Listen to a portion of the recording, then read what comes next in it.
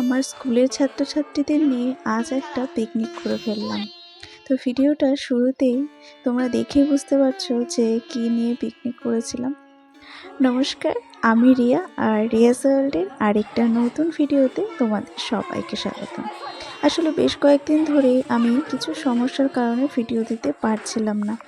তো ভাবলাম যে স্কুলে যখন এই ছোট করে একটা কুল নিয়ে পিকনিক করছি, তাহলে একটা ভিডিও করে নিই, আর বাচ্চারাও এতে আনন্দ পাবে। আসলে আমার ব্যক্তিগত জীবনের একটা বিরাট অংশ হলো আমার স্কুল আর আমার ছাত্রছাত্রীরা। আমি শুধু আমার এই শিক্ষকতাকে পেশা বলে মনে করি না, এটা আমার নেশাও বটে। আমি ভালোবাসি ওদের পড়াতে। এই ছাত্রছাত্রীরা আমার জীবনের একটা বড় অংশ জুড়ে আছে। আমি যে শুধু ওদের পড়াশোনা করাই এটাও না, পড়াশোনা করার মাঝে মাঝে আমি কিন্তু ওদের নিয়ে অনেক আনন্দ করি।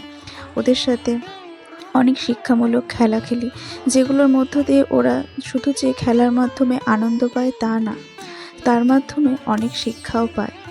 আর যেগুলোর মাধ্যমে যে কোনো পড়া সেই খেলার মাধ্যমে সহজেই ওরা বুঝে যায় বা শিখে যায়, সে সাহিত্য হোক বা গণিত হোক বা ইংরেজি হোক, যাই হোক না কেন। তো আমি একটু আধটু ভিডিও করি, আমার ছাত্রছাত্রীরা এটা জানে। তাই আমার কুল মাখার ভিডিওটা দেখে ওদেরও ইচ্ছা করলো যে আমি যেন ওদের একটু কুল মাখা করে খাওয়াই। আর এমনিতে আমার স্কুল তো গ্রামেই, তাই কুল পাওয়ার কিন্তু কোনো রকম সমস্যা ছিল না। আমি শুধুমাত্র একবার হ্যাঁ বলতে আমার ছাত্রছাত্রীরা সব কিছু নিয়ে একেবারে হাজির হলো।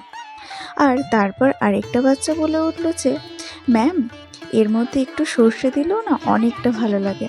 তো আমি এর আগে কখনো সর্ষে দিয়ে কুল মাখা করে খাইনি। তো ও যখনই বলল, আমি বললাম ঠিক আছে, একবার ট্রাই করাই যাক। তারপর আরেকটা স্টুডেন্ট, অর্থাৎ আমার আরেক ছাত্রী, তার বাড়ি থেকে শিল আর নোড়া নিয়ে এসে হাজির হলো।